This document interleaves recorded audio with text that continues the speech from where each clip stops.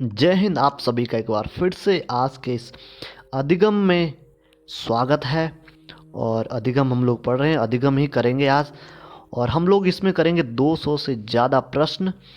और एक बात आप गांठ बांध लो कि आपका अगर एग्ज़ाम बहुत नज़दीक है, आप लोग उत्तराखंड से हैं तो आपके एग्ज़ाम बहुत नज़दीक हैं जो हम आज वीडियो बना रहा हूँ, तो आप अपने अंदर जो पूरी एनर्जी उसको बिल्कुल इकट्ठा कर लीजिए। 4 से 5 सवाल इससे आएंगे, इस बात की गारंटी है। तो आप अपनी एनर्जी को बिल्कुल पूरा झोंक दीजिए आज। और यहाँ से एक भी सवाल आपका गलत नहीं होना चाहिए। आप माँ भगवती गंगा के मैती हैं, इतने पवित्र प्रदेश के निवासी हैं आप। अगर उत्तराखंड से हैं तो आपको माँ भगवती गंगा का आशीर्वाद है। और उसी माँ भगवती गंगा का इस आशीर्वाद लेके पहले सवाल पर आपको लेकर चलता हूँ। और पहला सवाल ये बोलता है कि यदि एक सीखने का व्यवहारिक स्तर सीखने के उच्च स्तर को सुगम बनाता है तो इसे कहा जाता है। क्या कहा जाता है? इसका कहने का तात्पर्य होता है, जो आप अंतरण पढ़ा होगा आपने, तो ऊर्ध्व अंतरण जो होता है उसका, जो आपके अंदर जो ज्ञान है, अर्जित ज्ञान है, आपका अनुभव है, प्रशिक्षण जो आपने बीएड में लिया होगा इस प्रकार का, तो दिया जाता है। तब इस प्रकार के जो सीखते हैं उसको ऊर्ध्व अंतरण बोलते हैं, या वर्टिकल ट्रांसफर बोलते हैं इसको। तो यानी कि जब आप सीखे यहाँ पे हैं और बात अब बड़े की सॉल्व कर रहे हैं, तो इस प्रकार के इस बोलते हैं, तो इसको बोलते हैं वर्टिकल। आइए अगले, हम लोग डिस्कशन की क्लास नहीं है ये, अगले सवाल पर लेकर चलता हूँ आपको। और हम लोग जितना हो सके ज़्यादा से ज़्यादा प्रश्न अटेंड करेंगे हम लोग। सीखने की प्रक्रिया में अभिप्रेरणा, जो अभिप्रेरणा है वो क्या है? सीखने की अभिप्रेरणा शिक्षार्थियों के सीखने के प्रति रुचि का विकास करती है। आइए अगले सवाल पर चलते हैं हम लोग। और अनुभव द्वारा व्यवहार में परिवर्तन होना ही अधिगम है। ये किस अनुभव प्लस प्रशिक्षण, ये दोनों चीज़ें बोली थी किसने? गेट्स ने। ऑप्शन सी सही जवाब है। हालांकि इनके ऑप्शन आंसर यहाँ पे साइड पे दे रखे हैं। अगला सवाल है कि अधिगम निर्योग्यता वाले शिक्षार्थियों द्वारा एक पूर्ण और उत्पादक जीवन जीने के अवसरों को बढ़ाने का सबसे सही तरीका कौन सा है? ये बता रहा है आपको। तो इसमें अब देखते हैं, जो सही उत्तर बता रहा है कि विविध कौशलों और युक्तियों का प्रशिक्षण करना जिसे सभी संदर्भों में लागू किया जा सके। ऑप्शन डी सही जवाब है इसका। और अगला प्रश्न संख्या 5, ये अच्छा सवाल है इसमें कि बेंडूरा के सामाजिक जो अवलोकन पर आधारित अधिगम सिद्धांत में कौन सी प्रक्रिया होती है? कौन सी होती है? प्रतिधारण होती है। ऑप्शन सी सही जवाब है इसका। और अगले सवाल पे हम लोग चलते हैं। और निम्नलिखित में से कौन सा अधिगम को अधिकतम करने के लिए सर्वाधिक उचित है? तो कौन सा है? ऑप्शन ए पढ़ लेते हैं हम लोग इसको एक बार, कि इस समान सांस्कृतिक पृष्ठभूमि वाले शिक्षार्थियों को एक कक्षा में रखना चाहिए ताकि मत वैभिन्न से बचा जा सके। ऐसा नहीं है। और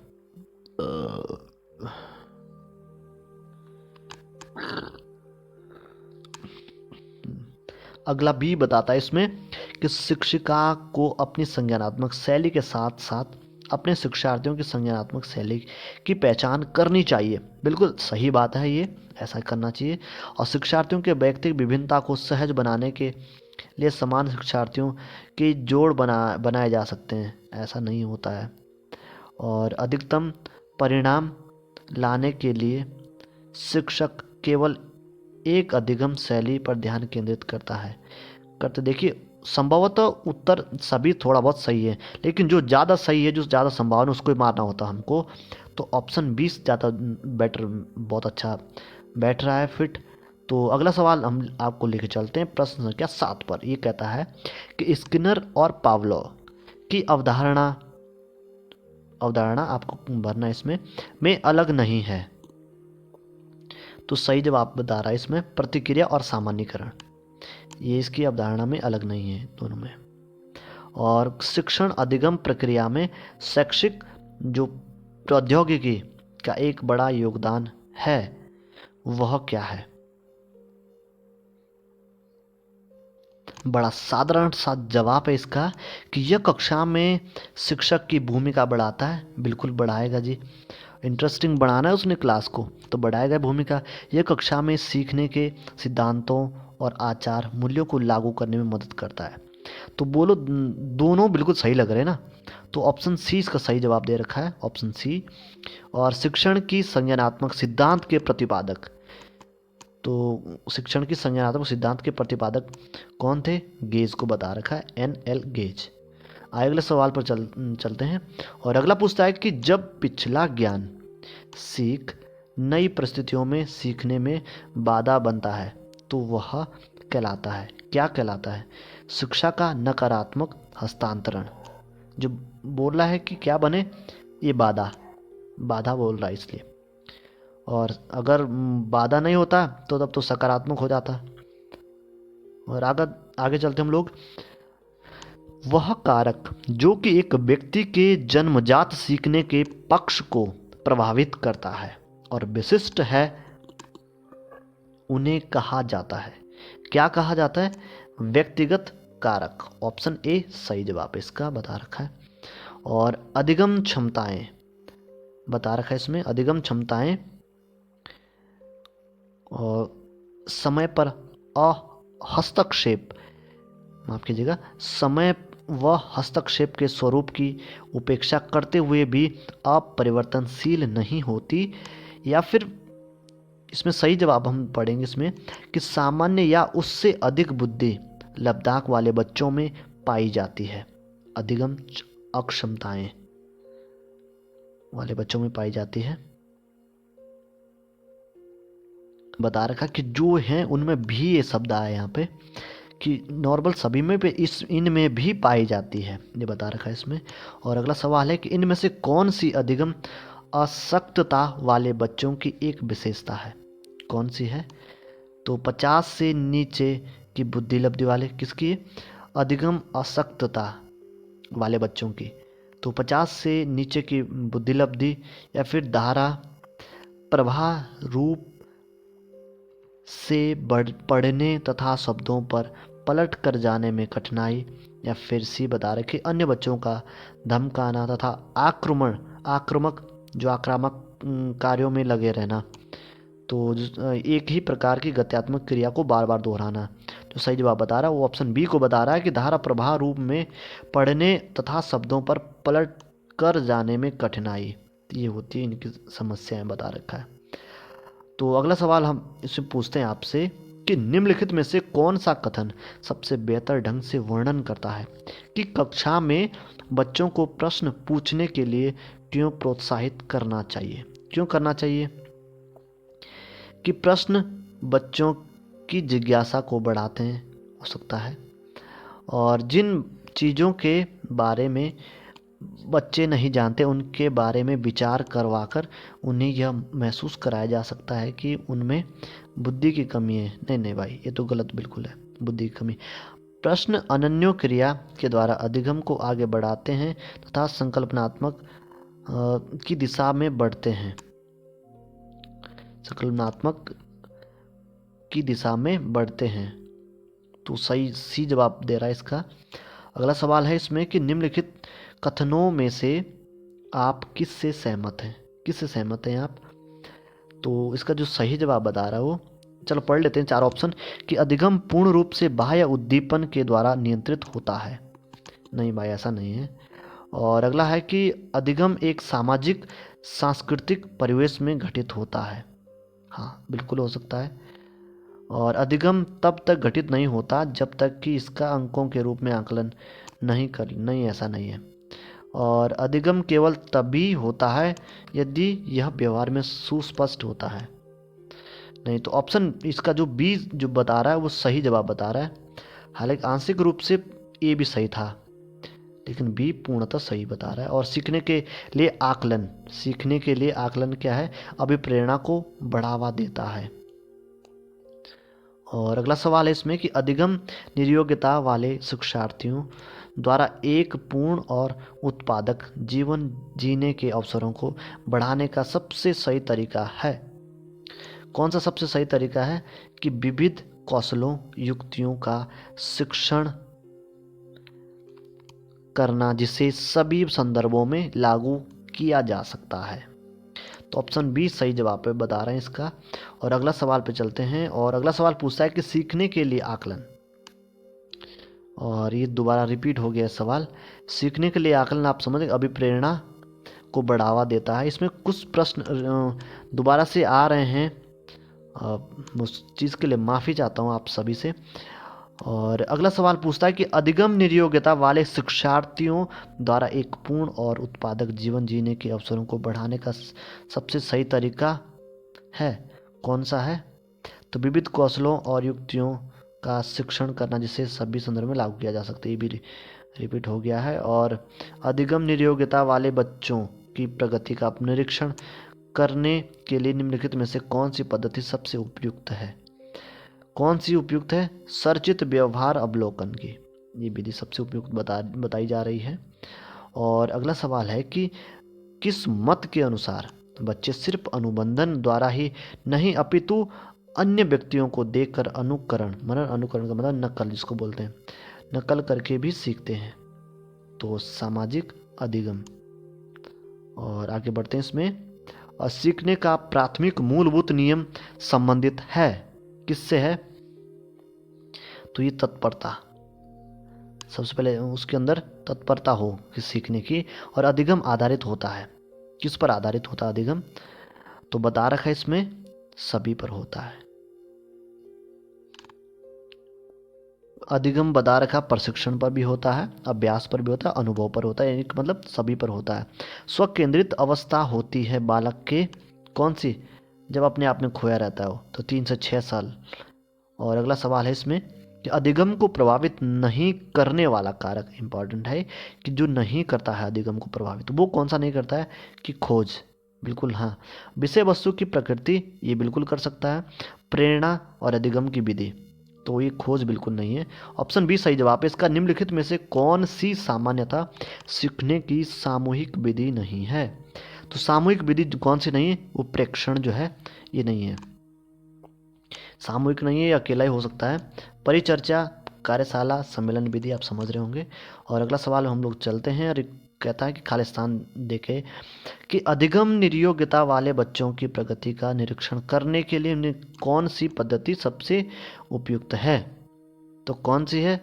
तो बता रखा है इसमें व्यवहार रेटिंग स्केल, या फिर व्यक्ति केस स्केल, या फिर घटनावृत्त अभिलेख वास्तविक रिकॉर्ड, या फिर संरचित व्यवहार परक अवलोकन। तो डी बता रखा सबसे बढ़िया ये है। और प्रगति का निरीक्षण, निम्न में से कौन सा कारक अधिगम को सकारात्मक प्रकार से प्रभावित करता है? तो अर्थपूर्ण संबंध, ऑप्शन सी सही जवाब बता रहा है इसका।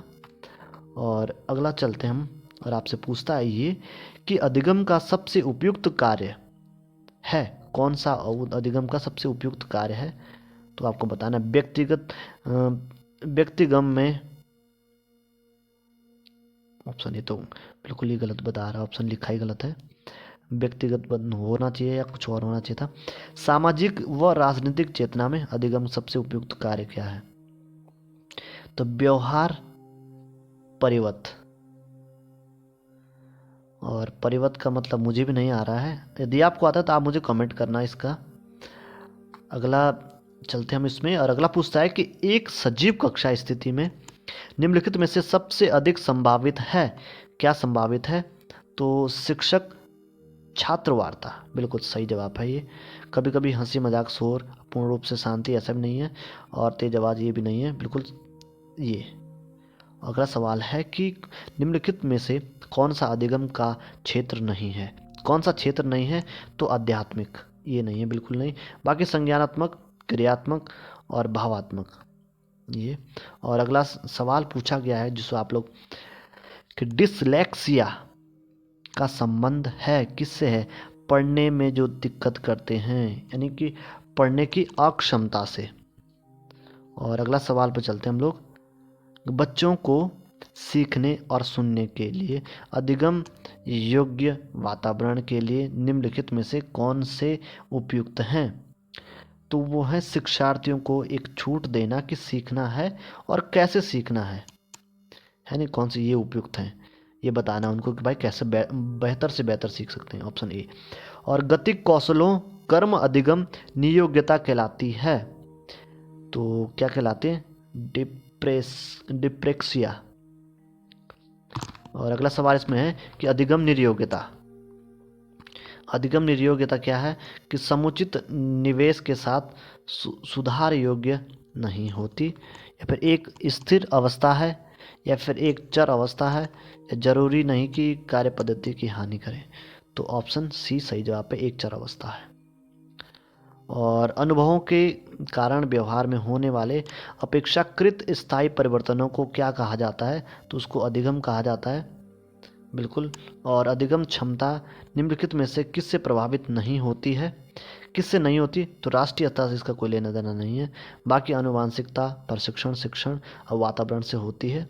और किस अधिगम मनोवैज्ञानिक ने बाल अधिगम विकास में पुरस्कार को महत्व नहीं दिया, तो इसमें ऑप्शन बता रखा है गुदरी, तो ये साहब नहीं है। और अगला बताया कि निम्नलिखित में से किस एक से शिशु के अधिगम को सहायता नहीं मिलती है, स्कूल का बस्ता भाई अधिगम को सहायता। तो ये तो कुछ कुछ मैं बता दूं आपको, कुछ कुछ सवाल ऐसे होते हैं कि जो बाहर बैठे जो दिन भर अपना पान बेचते रहते हैं ना, वो उनको भी उनके पास भी ले जाएं, कुछ सवाल तो वो भी कर लेंगे, इतना आसान होते हैं।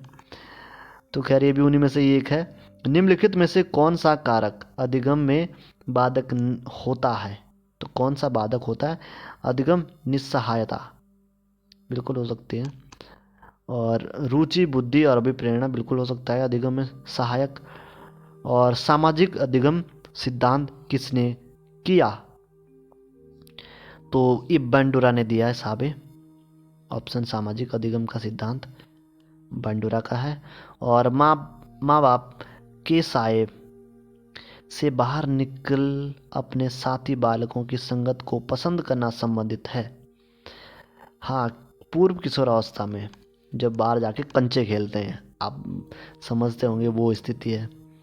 और निष्पादन में परिवर्तन अभ्यास का फलन होता है, कहा जाता है अधिगम, अभ्यास का फलन। और अगला सवाल पूछता है कि सामाजिक अधिगम का एक अधिक प्रतिक्रिया का क्रमिक लुप्त होना कहलाता है, तो विलोपन कहलाता है, ऑप्शन ए सही जवाब इसका। और अगला पूछता है कि कोलर का अधिगम का सिद्धांत निम्न में से किस नाम से जाना जाता है, तो अंतर्वृष्टि या सूझ का सिद्धांत के नाम से जाना जाता है कोलर का।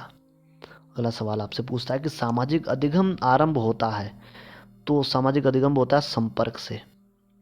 और अगला सवाल है इसमें कि एक शिक्षक को बता रखा है, एक शिक्षक को क्या करना चाहिए, तो आपने फिल भरना है इस खालिस्तान को, तो ऑप्शन डी सही बता रहा है कि जब विद्यार्थी विचारों को संप्रेषित करने की कोशिश कर रहे हों तो उन्हें ठीक नहीं करना चाहिए, तो उन्हें ठीक नहीं करना चाहिए। और शिक्षक को सारे अगला ये भी हम पढ़ लेते हैं, व्याख्यान पर अधिक ध्यान देना चाहिए और ज्ञान के लिए आधार उपलब्ध कराना चाहिए। तो शिक्षार्थियों द्वारा की गई त्रुटियों को एक भयंकर भूल के रूप में लेना चाहिए, नहीं। और शिक्षार्थी कितनी बार गलती करने से बचता है इस सफलता के माप के रूप में, नहीं ऐसा भी नहीं है। और जब शिक्षार्थी विचारों को संप्रेषित करने की कोशिश कर रहे हैं तो उन्हें ठीक करना नहीं करना चाहिए। यारो तो मैं भी इस पे थोड़ा दिक्कत में पड़ गया हूँ, मुझे ठीक नहीं, ये इसमें दिक्कत हो रही है। आओ जरा आप भी कमेंट करें जरा आपको कैसा लग रहा है, क्या इस सवाल का हो सकता है, फिर इस पर मैं आंसर नहीं दे पा रहा हूँ। अगला सवाल है 46, हम आगे बढ़ते हैं। अधिगम और समायोजन की प्रक्रियाएं निरंतर चलती रहती है, तो इस सामाजिकरण से इसकी वजह से चलती रहती है, रोज़ सीखते रहते हैं। और यदि कोई व्यक्ति जो स्कूटर चलाना जानता है, कार चलाना सीख रहा है, तो यह है ऊर्ध्व अधिगम अंतरण। बिल्कुल यही जो पहला सवाल था कि आपको स्कूटर चलाना आता है और कोई व्यक्ति स्कूटर चलाना जानता है और कार चलाना सीख रहा है, तो उसको जो ब्रेक है, हैंडल है, कैसा कैसा होना है स्कूटर का आप, तो उससे कि जो थोड़ा उसको सपोर्ट ज़रूर मिल रहा होगा कि भाई जब ब्रेक मारते जब पहली बार तो झटका यूँ लगा, नाक नूक फूट सकता है, आगे जाएगा वह। तो इसलिए जब कार चलाना सीखे उसको थोड़ा आइडिया आ जाएगा। तो यही है। आगे हम बढ़ते हैं इसमें। और प्रशिक्षण एवं अनुभव के द्वारा व्यवहार में होने वाले परिवर्तन को सीखना या अधिगम कहते हैं। उक्त कथन किसने कहा? तो ये गेट्स, इन्होंने कहा। और एक अच्छे अधिगम कर्ता की प्रमुख विशेषता निम्न में से कौन सी है?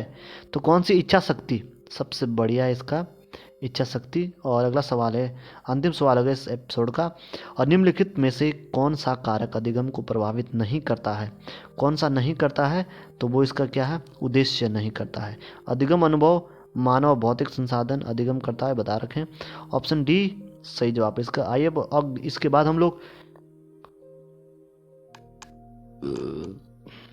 मिलेंगे इसके अगले पार्ट में, जिसमें हम लोग 50 से 100 करेंगे। तब तक अब इसको कम से कम 2 बार देख लीजिए, आपको कुछ सवाल इस पर सही हो जाएंगे आपको, और 2 से 3 बार अगर देखें तो अच्छा हो जाएगा आपको। चलिए फिर मिलते हैं आपको अगली वीडियो में। ख्याल रखिएगा अपना। जय हिंद।